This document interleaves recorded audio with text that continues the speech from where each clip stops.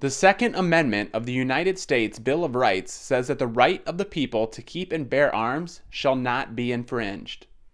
This right has been the subject of debate recently due to the recent mass shooting at Sandy Hook Elementary School in Connecticut. President Obama and many others believe that we need more gun control to help stop these shootings. And that's why last month I asked Joe to lead an effort, along with members of my cabinet, to come up with some concrete steps we can take right now to keep our children safe. Obama recently initiated 23 executive actions focusing on background checks, mental illnesses, doctors talking to patients about guns, and more. Because of this and the fear of additional gun control in the future, the demand for guns, ammo, and concealed carry permits has skyrocketed.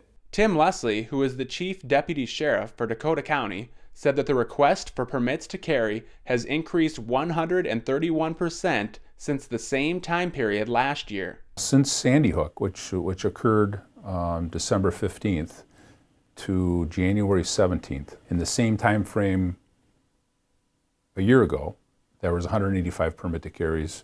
In this time frame this year, there was 460. Scott Smart's company teaches conceal and carry, handgun fundamentals, and self-defense classes, as well as sells firearms and accessories. The demand has gone up, ammo's gone up, but what's really gone up is the number of people taking carry classes, concealed carry classes. That's probably in the last couple of months probably doubled.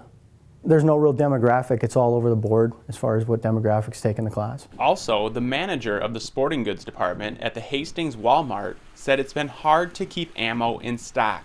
The reason for this increase is that some people believe that the Second Amendment is under attack. Anecdotally, you've read evidence that people fear that the federal government are going to come in and quote unquote take their guns away.